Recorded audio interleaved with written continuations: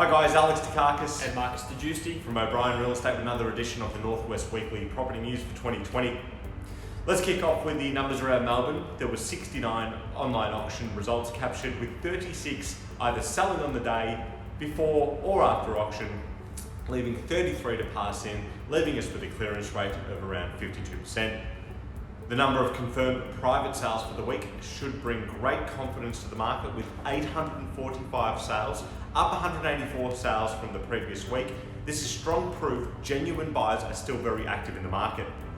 Now let's review the week across the O'Brien Real Estate Network. We achieved higher number this week, as well as 65 new sales listings, with 64 properties under offer across our network. We had 45 confirmed sales, with 2 out of 2 auctions selling, with the highest sale price achieved across the network being 1.18 million. For some, it seems hard to digest. The property values have not significantly dropped due to COVID-19, but the main downturn we are seeing is the drop in property listing volumes. For the active property watchers, the supply levels are down 28.7% on the same time last year, and for those that can recall 2019, prior to our May federal election, the listing levels were down then too. Effectively, we are down 40% on normal listing levels, which ultimately is holding up prices.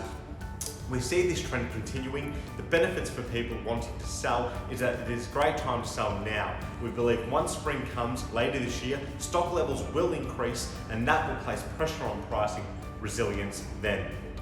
This Friday is when CoreLogic releases its April home price data, and we believe you'll continue to see strong buyer demand from first home buyers and upgraders.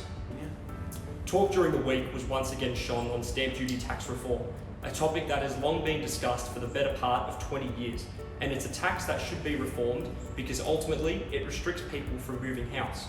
But any change like the proposed negative gearing changes that never went through will continue to be commented on for years to come, and we see any change will be very difficult for the government to make when 10% of all of its revenue come from the tax at annual rate of $6 to $7 billion.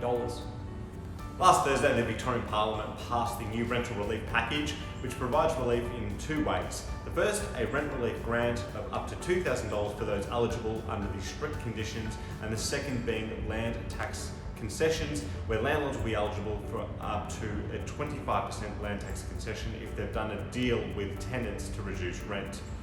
Last Thursday, the Victorian Parliament passed the new rent relief package, which provides relief in 2 ways. The first, a rent relief grant of up to $2,000 for those eligible under the strict conditions, and the second being land tax concessions, where landlords will be eligible for a 25% land tax concession if they've done a deal with the tenants to reduce rent.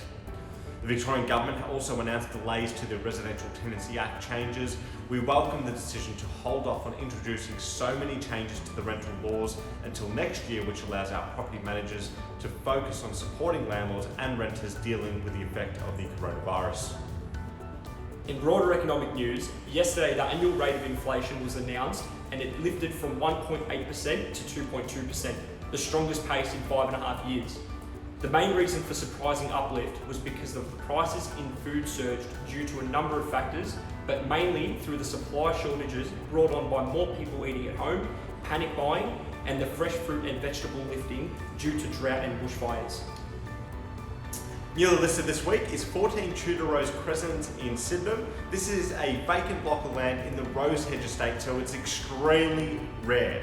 If you are looking for a large block with a 17 metre frontage, roughly measuring 578 metres squared, please get in contact as soon as possible, as this one is going to get snapped up really quickly. That's the update for this week. Thanks for tuning in again, and until next week, I'm Dacakis. And I'm Marcus Degiusti. From O'Brien Real Estate, where real estate information is on the house. And don't forget, if you have a question or need any real estate advice, please contact us anytime. Have a great weekend.